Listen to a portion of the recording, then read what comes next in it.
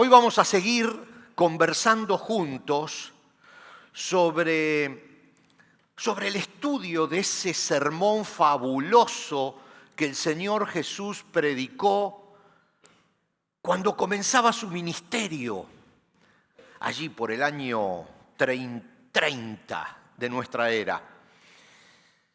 Como decíamos el domingo pasado, el Señor Jesús ya había cumplido sus 29, 30 años, había sido bautizado por Juan en el Jordán, había ido 40 días al desierto para que el diablo lo apretara en la carne, pero triunfó en el poder del Espíritu, salió de esos 40 días en el desierto. ¿Y qué hizo? Comenzó su ministerio dando un primer mensaje que hoy conocemos como el Sermón del Monte, el Sermón de la Montaña, el primer mensaje de Jesús. Y allí en ese primer mensaje Él detalla todos los puntos para que nosotros podamos tener una vida exitosa en el nuevo reino que Él estaba fundando en su propia vida, con su propia sangre, muriendo por nosotros y reuniéndonos otra vez con Dios. El nuevo pacto, el nuevo tiempo que empezaba en Él. Ese primer mensaje marca los pasos que nosotros tenemos que dar como cristianos en la vida y en la relación con los demás. Vimos en el primer punto de ese mensaje, que fabuloso, de esa montaña, que el Señor Jesús dice: benditos los que, y luego detalla, benditos los humildes, los compasivos, los que lloran porque tendrán consolación, y da una serie de detalles acerca de cómo Dios bendice. La conclusión de ese primer punto, que ya lo hemos visto en algunos domingos anteriores, es que en esta nueva etapa que Él, Jesús, viene a fundamentar, Dios es un Dios que bendice. Dios bendice, está listo a bendecir. Luego en el punto número 2 del mensaje, dice: Dios bendice también al mundo. Dios está listo a bendecir a los que no forman parte de la iglesia, a través de la iglesia. Entonces dice: señores, ustedes son sal y luz. A ver, ¿sal y luz para quién? Sal para los que están desabridos, los que no tienen a Cristo. Luz para los que están en oscuridad. Entonces, el segundo punto es: Dios bendice a su pueblo y Dios bendice al mundo a través de su pueblo. Y entonces nos llama a nosotros a ser sal y luz. Fabuloso ese pasaje que lo predicó el pastor Miguel hace unos domingos atrás. Y el domingo pasado vimos un tercer punto, que era el enojo. ¿Se acuerdan los que estuvieron presentes? El enojo. Qué raro, ¿no?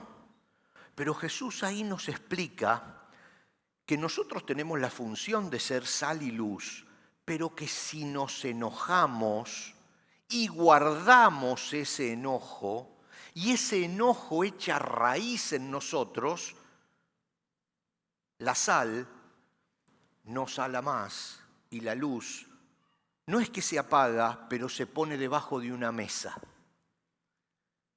Hay un montón de pasajes más donde Jesús nos explica ese concepto de que hay una sal que sigue siendo sal, pero no sala. Nos explica que la lámpara sigue metiendo luz, sigue emitiendo luz, pero cuando se pone debajo de la mesa no sirve para nada. Entonces dice ese tercer punto del mensaje: cuidado, muchachos, ustedes se pueden enojar, porque para eso son seres humanos. Jesús mismo se enojó, ya lo vimos el domingo pasado, pero ¿qué hizo después de enojarse? Inmediatamente perdonó. Entonces nos enseñaba en ese tercer punto: si se enojan, perdonen enseguida, no guarden el enojo, porque el enojo los come a ustedes por dentro y ustedes dejan de cumplir la función básica de ser sal y luz. Ahora, cuando uno estudia el Sermón del Monte, parece que fueran todos temas separados. Y uno dice, mirá, habla de la venganza, habla de la sal, habla de la luz, habla de esto, de aquello, de aquello. Parecen todos temas separados, pero no. Están todos enganchados, tiene una sola idea, Jesús era el mejor comunicador de la historia de la humanidad. No iba a equivocarse en los conceptos. Además, era Dios comunicándonos a nosotros verdades para vivir nuestra vida. Entonces no son puntos sueltos, todo está enganchado. Y por ahí, en el cuarto punto de ese fabuloso mensaje que vamos a ver hoy, ese cuarto punto, Jesús, después de explicar que somos sal y luz, y que si nos equivocamos perdemos el sabor y perdemos la capacidad de iluminar, retoma un tema fundamental de ser sal y luz, que es el testimonio. El testimonio.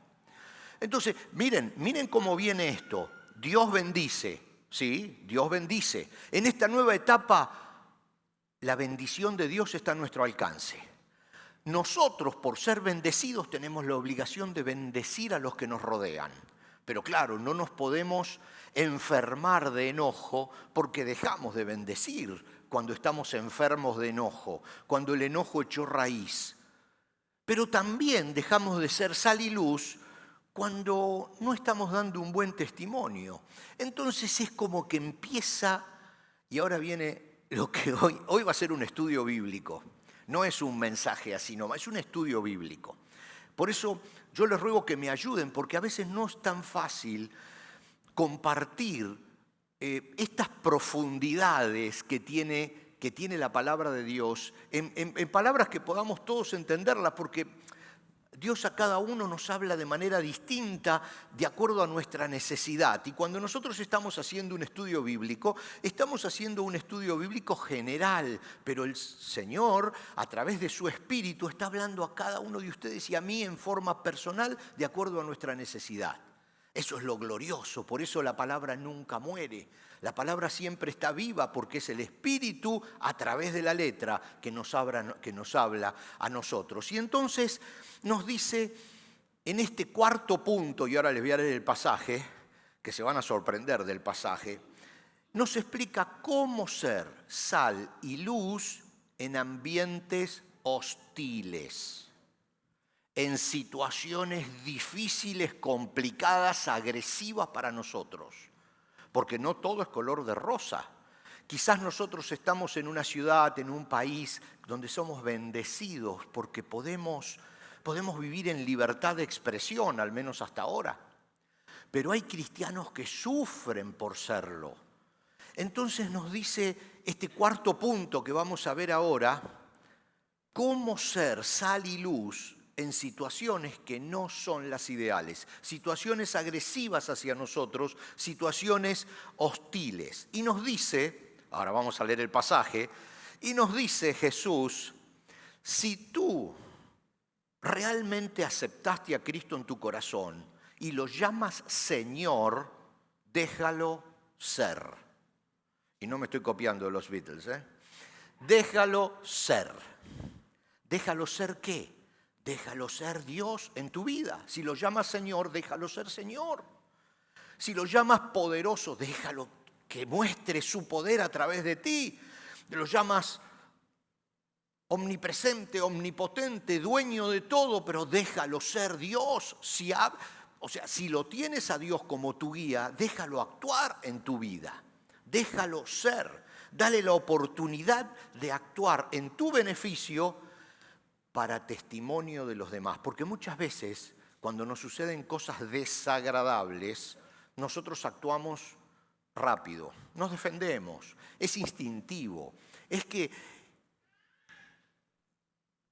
hay algo natural en nosotros que nos lleva a reaccionar ante una agresión. Y reaccionamos en la carne. ¿En qué vamos a reaccionar? Te empujan y uno se defiende. Uno reacciona, uno agrede cuando te agreden. Es natural, es una ley. Pero claro, uno piensa, bueno, pero ¿cuándo yo tengo que defenderme cuando me agreden? ¿Y cuándo tengo que dejar que Dios me defienda? Porque acá el punto es ese. ¿Cuándo yo me tengo que defender y cuándo tengo que dejar que Dios actúe por mí? Porque quizás me equivoco y en el momento que yo tengo que hacerlo me quedo quieto. Y eso no es bueno. Y en el momento que yo debería quedarme quieto, actúo y actúo en la carne y estropeo todo. Entonces, ¿cuál es esa diferencia? Tenemos que, bueno, ustedes saben que hay un punto muy simple de dejar actuar a Dios en nuestra vida cuando no puedo. Eso es fácil. ¿Por qué? Porque llegué al límite de mis posibilidades. Hay una enfermedad, los médicos dicen no hay cura, fuimos a todos los médicos, dicen no hay cura y uno dice no puedo hacer nada. Señor, estoy en tus manos. No puedo hacer nada.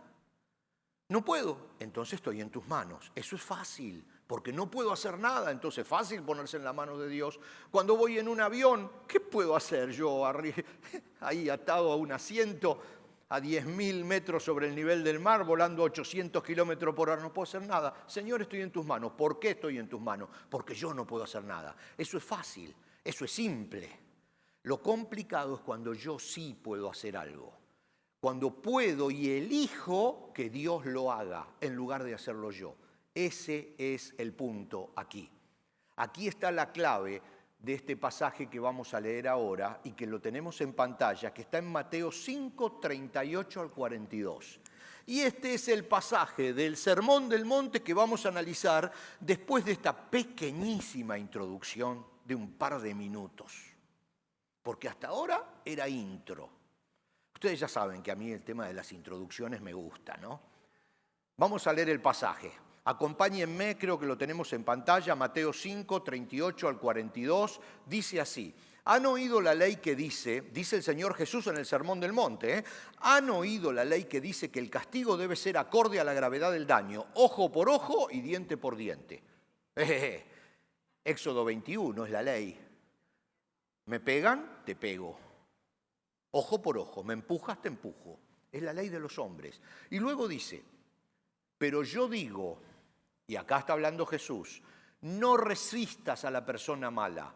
Si alguien te da una bofetada en la mejilla derecha, ofrécele también la otra mejilla. Si te demandan ante el tribunal y te quitan la camisa, dales también tu abrigo. Si un soldado te exige que lleves su equipo por 1 kilómetro, llévalo 2. Dales a los que te pidan y no des la espalda a quienes te piden prestado. Ahí está otro tipo de justicia, que no es la de los hombres, es una justicia que depende directamente de Dios. La parte más conocida de este pasaje es poner la otra mejilla. Usted lo habrá escuchado 1.000.000 de veces, porque es una frase casi le diría popular. Es el resumen de lo que significa rendirse, pero no rendirse cuando uno puede devolver el golpe. Cuando uno no puede devolver un grandote de este tamaño, ¿uno qué le va a pegar? No, acá dice, cuando uno puede devolver el golpe y elige no devolverlo y da la otra mejilla. Elegir dar la otra mejilla. Aquí está la clave. Y es para personas que nos agreden. Este pasaje bíblico es muy especial, porque recuerde que es en el contexto de ser testimonio, de ser sal y de ser luz. No está en cualquier otro contexto. Dice que cuando hay personas que nos agreden, que por supuesto son agresivas a nosotros, y eso sirve para dar testimonio del poder de Dios en nosotros, nosotros tenemos que ceder y dejar que Dios responda. A ver, porque siempre es cuando yo y cuando Dios. Esto se da en un contexto que si ustedes leen todo el pasaje de Mateo, está hablando enseñanza acerca de la venganza y dice, no lo hagan ustedes, Dios lo hará por ustedes. No se venguen, Dios lo va a hacer. Está hablando de la enseñanza acerca de amar a los enemigos. Dice, no lo hagan ustedes porque no lo van a poder hacer. Humanamente ustedes no pueden amar a los enemigos. Yo les voy a dar el poder y el amor que necesitan para amar a las personas que no los aman a ustedes. Está en el contexto de la enseñanza acerca de dar a los necesitados. Y dice, este pasaje me encanta, dice, el que le da a un necesitado le presta a Dios. Está en otra parte de la Biblia. Es un proverbio. Dice, el que le da a un necesitado, le presta a Dios. Es interesante, ¿no? Qué lindo que Dios nos deba algo. Eso sería fabuloso. Pero ¿entienden el concepto? Es Dios quien te lo va a devolver. Eso es fabuloso. Ahora, hay un ejemplo que es muy largo. Y yo pensaba contárselos para hacerlo un poquito más corto, de lo que significa elegir poner la otra mejilla. Un ejemplo bíblico, un ejemplo real en el Antiguo Testamento, en la vida de los 3 amigos de Daniel. Daniel y sus amigos, junto con otros muchachos, habían sido capturados por Nabucodonosor, cuando ese rey de Babilonia, un rey muy extraño, ese rey de Babilonia toma Jerusalén y se lleva a un montón de jóvenes para lavarles el cerebro en Babilonia, para educarlo según las leyes de los caldeos, de los babilónicos, etc. Y los lleva para enseñarles la lengua y las cosas y adorar a sus dioses porque el plan era que después ellos, con toda la mentalidad de Babilonia, volvieran a Jerusalén y fueran los líderes de un pueblo conquistado.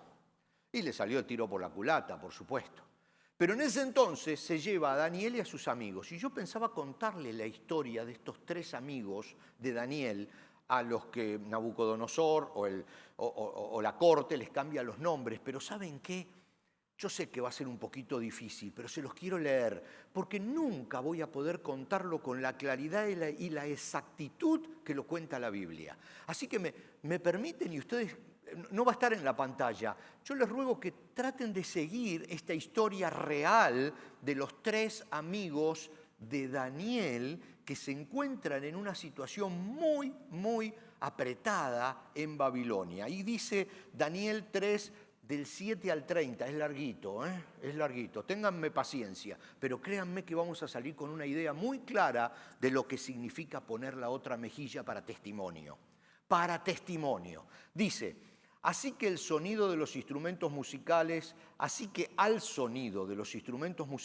toda la gente de cualquier raza, nación o lengua, se inclinó rostro en tierra y rindió culto a la estatua de oro que había levantado el rey Nabucodonosor. Sin embargo, algunos de los astrólogos se presentaron ante el rey y denunciaron a los judíos. Dijeron al rey Nabucodonosor, ¡viva el rey! Usted emitió un decreto que exige a todo el pueblo inclinarse y rendir culto a la estatua de oro. Al oír tocar la trompeta, la flauta, la cítara, la lira, el arpa, etcétera, otros instrumentos musicales.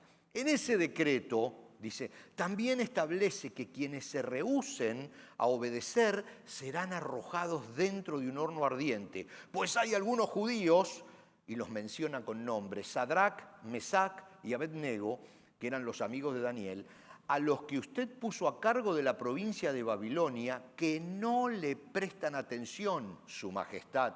Dicen esos buchones, le decimos nosotros, ¿no? Si se les gusta hablar.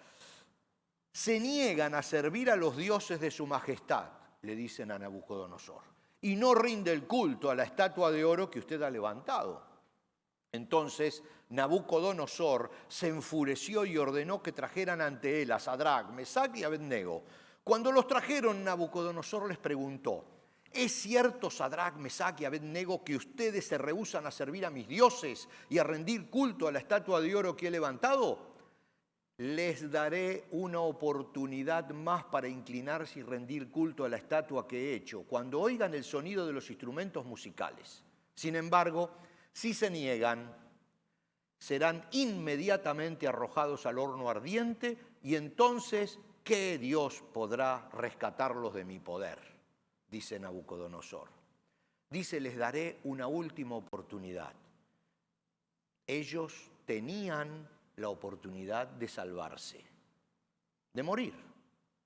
Era ya vida o muerte. Tenían la oportunidad de morir. No era recibir un golpe en la otra mejilla, era que te quemen vivo. Era muy fuerte. Flor de mejilla tenían que poner. Pero ellos eligieron y entendieron que era el momento de poner la otra mejilla. ¿Por qué? Porque era el momento de dejarlo a Dios ser Dios. Y miren lo que pasa. Sadrac, Mesach y Abednego contestaron: «Oh Nabucodonosor, no necesitamos defendernos delante de usted. Si nos arrojan al horno ardiente, el Dios a quien servimos es capaz de salvarnos. Él nos rescatará de su poder, su majestad. Pero aunque no lo hiciera, deseamos dejar en claro ante usted que jamás serviremos a sus dioses, ni rendiremos culto a la estatua de oro que usted ha levantado». Entonces Nabucodonosor se enfureció tanto con Sadrac, Mesach y Abednego que el rostro se le desfiguró a causa de la ira.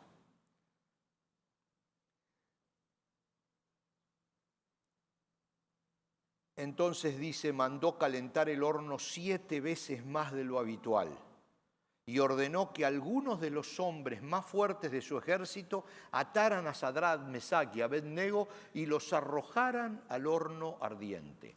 Así que los ataron y los arrojaron al horno totalmente vestidos con sus pantalones, turbantes, túnicas y demás ropas, ya que el rey en su enojo había exigido que el horno estuviera bien caliente. Las llamas, dice, mataron a los soldados mientras arrojaban dentro a los 3 hombres.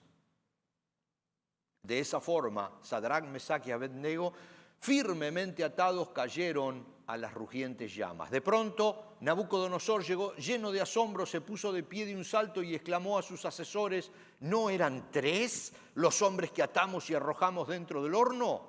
Sí, su majestad.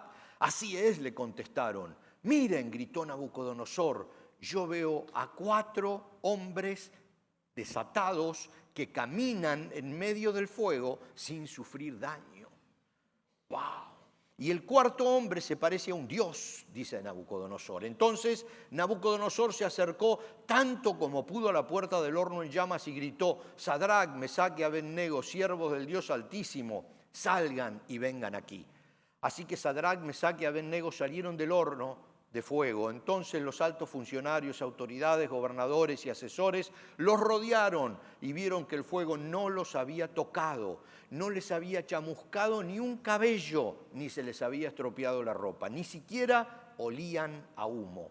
Entonces Nabucodonosor dijo: alabado sea el Dios de Sadrac, Mesach y Abednego. Envió a su ángel para rescatar a sus siervos que confiaron en él. Desafiaron el mandato del rey y estuvieron dispuestos a morir en lugar de servir o rendir culto a otros dioses que no fuera su propio Dios. Por lo tanto, yo decreto: si alguien, cualquiera, sea raza, nación o lengua, habla en contra del Dios de Sadrac, Mesach y Abednego, será despedazado y su casa será reducida a un montón de escombros. No hay otro Dios que pueda rescatar de esta manera. Luego el rey ascendió a Sadrac, Mesach y Abednego a puestos aún más altos en la provincia de Babilonia. Y hasta aquí la historia. Pusieron la otra mejilla. Pusieron la otra mejilla para que Dios tuviera la oportunidad de ser Dios en sus vidas.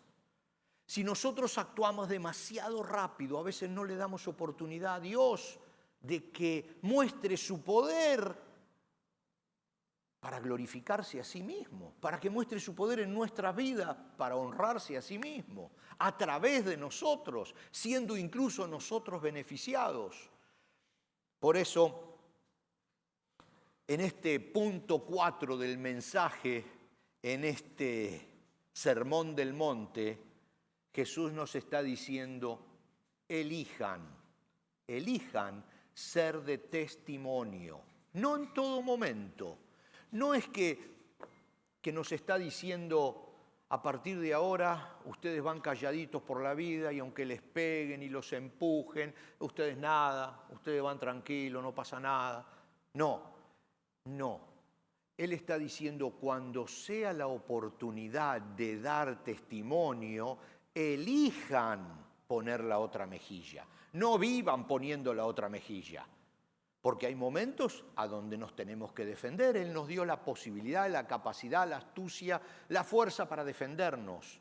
Pero hay momentos en que para que Él sea glorificado, ese es el punto, para ser de testimonios a su poder, nosotros tenemos que dejar que Dios sea Dios en nosotros. No es sencillo, porque siempre es cuándo poner la otra mejilla y cuándo no. Dice Jesús en este sermón del monte, elijan cuándo hacerlo. El punto número 1 que yo rescato, elige dar un testimonio de sumisión a Dios. Ese es un punto clave. Miren lo que dice el apóstol Pablo. Permítanme que le voy a leer otro pasaje, no tan largo, pero largo. El apóstol Pablo a la iglesia en Roma le dice, lo tenemos para que lo puedan ver. Dice, Romanos 12, 17 al 21, no devuelvan a nadie mal por mal. Está hablando de lo mismo, de lo mismo que Jesús decía en el Sermón del Monte. Romanos 12, 17 al 21, a la iglesia de Roma y a nosotros, como siempre digo. No devuelvan a nadie mal por mal. Compórtense de tal manera que todo el mundo vea que ustedes son personas honradas. Y luego dice, hagan todo lo posible por vivir en paz con todos. Y dice, queridos amigos, nunca tomen venganza. Dejen que se encargue la justa ira de Dios. Pues dicen las Escrituras, yo tomaré venganza, yo les pagaré lo que se merecen, dice el Señor. En cambio, si tus enemigos tienen hambre, dales de comer, si tienen sed, dales de beber. Al hacer esto, amontonarás carbones encendidos de vergüenza sobre su cabeza. Los avergonzarás. No dejen que el mal los venza, más bien venzan el mal haciendo el bien. Y dice también en el punto 2 que no son puntos que están allí, sino puntos que yo extraje para tratar de graficar este concepto de poner la otra mejilla para testimonio del poder de Dios en nosotros. Dice, quédate quieto. Lo decía el pastor recién leyendo el salmo que vamos a leer nosotros ahora. Salmos 46, 10. Dice, quédense quietos y sepan que yo soy Dios. Si te mueves en el momento de quedarte quieto para testimonio, no le das la oportunidad a Dios de que actúe en tu vida para testimonio y para darle gloria a Él. Jesús dice en el punto 3, elige esperar. Elige esperar. Nosotros ese es un punto muy duro. Esperar, es una de las cosas más difíciles que hay. Dice el salmista, Salmo 37, 5, 8, entrega al Señor todo lo que haces, confía en Él y Él te ayudará. Dice, Él hará resplandecer tu inocencia como el amanecer y la justicia de tu causa brillará como el sol de mediodía. Quédate quieto, dice, en la presencia del Señor y espera con paciencia que Él actúe. No te inquietes por la gente mala que prospera, ni te preocupes por sus perversas maquinaciones. Ya no sigas enojado. Este es también el punto que habíamos visto el domingo pasado. Ya no sigas enojado, deja a un lado tu ira, no pierda los estribos, que eso únicamente causa daño. Dice la Biblia que Dios espera que nosotros esperemos en Él. Dice Isaías 38, 18, así que el Señor esperará, dice Isaías, a que ustedes acudan a Él para mostrarle su amor y su comprensión. Él está esperando que nosotros esperemos en Él, pues el Señor es un Dios fiel, benditos son los que esperan su ayuda. Esperar, tranquilo, dice esta enseñanza de Jesús también que relata Mateo, de allí ese punto 4 del Sermón del Monte, dice, elijan confiar. Proverbios 3:5, el sabio Salomón dice, confía en el Señor con todo tu corazón, no dependas de tu propio entendimiento.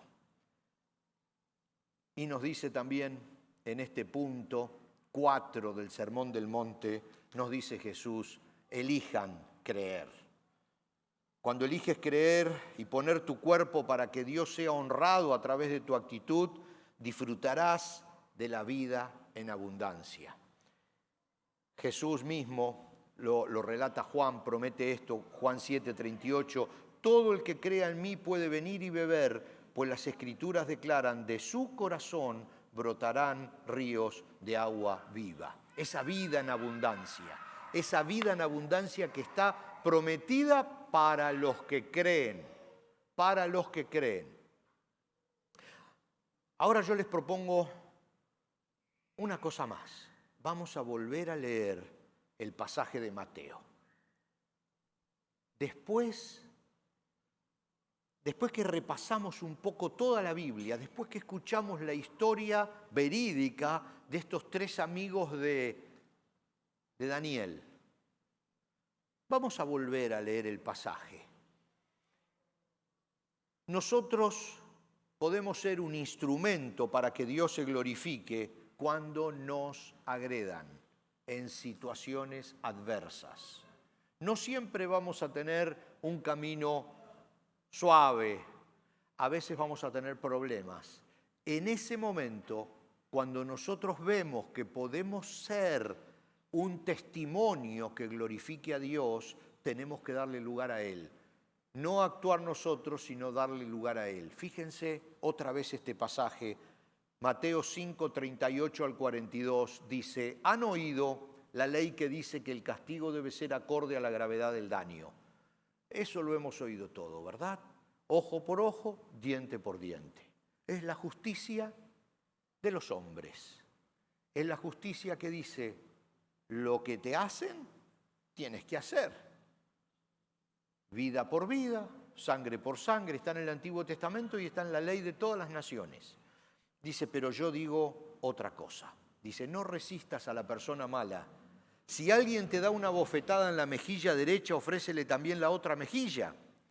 Si te demandan ante el tribunal y te quitan la camisa, dales también tu abrigo. Eso no quiere decir que no vamos a tener, que no pongamos abogados si nos hacen una demanda, ¿eh? Acá lo veo a Carlos, se va a quedar sin trabajo. No. Tenemos que saber elegir el momento de que esa actitud es para glorificar a Dios. Esa actitud es para dar testimonio del poder de Dios actuando en nosotros. No en cualquier momento.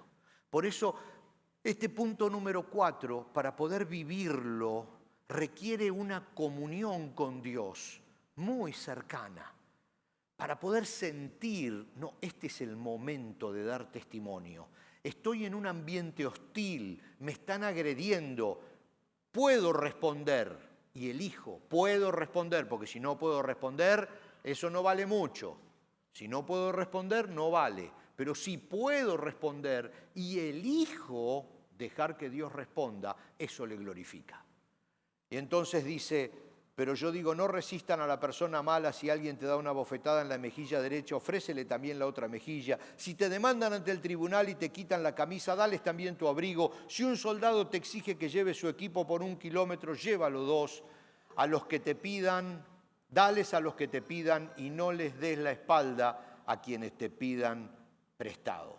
Entonces, a partir de ahora, cuando escuches por ahí que dicen hay que poner la otra mejilla, en alguna situación, en algún momento, tienes que recordar que poner la otra mejilla significa dejar a Dios ser Dios, para que Él devuelva el golpe que te dieron y se glorifique con tu testimonio de sumisión a Él.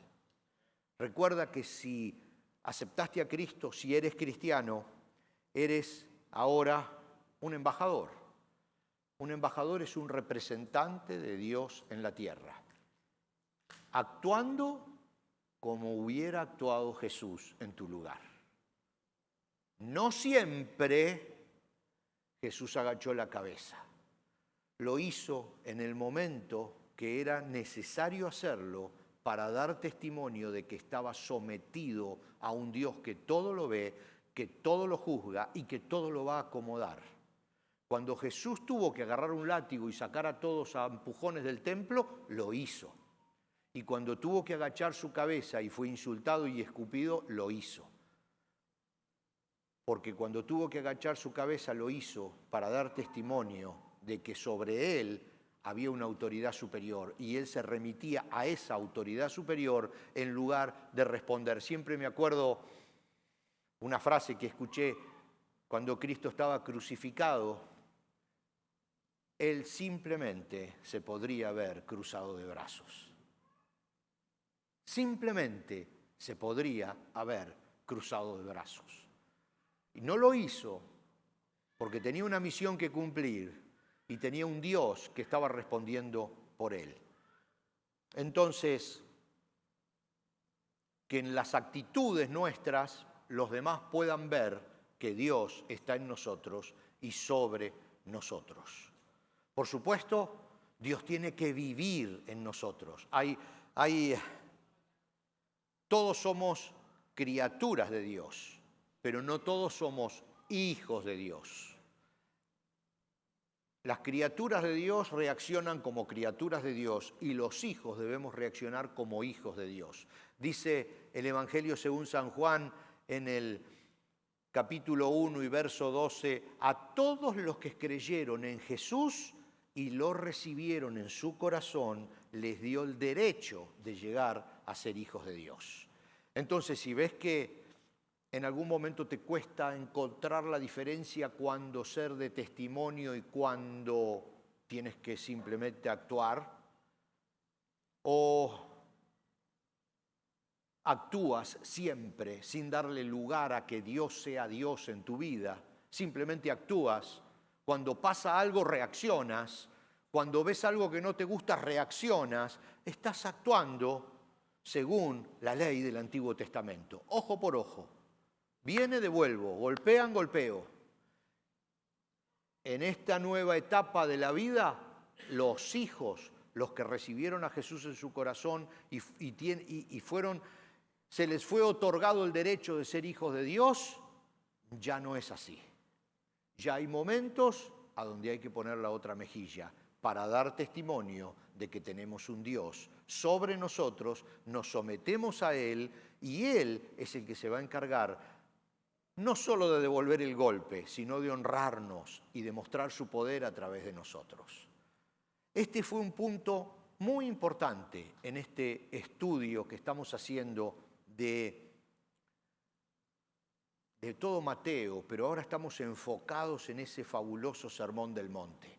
Y recuerden que cada uno de los puntos que Jesús explica en este mensaje fabuloso allí en esa montaña es para que nosotros tengamos una vida exitosa, una vida buena, un objetivo, planes que se cumplan. No es simplemente para que suframos o para que seamos corderitos yendo al matadero. No, al contrario.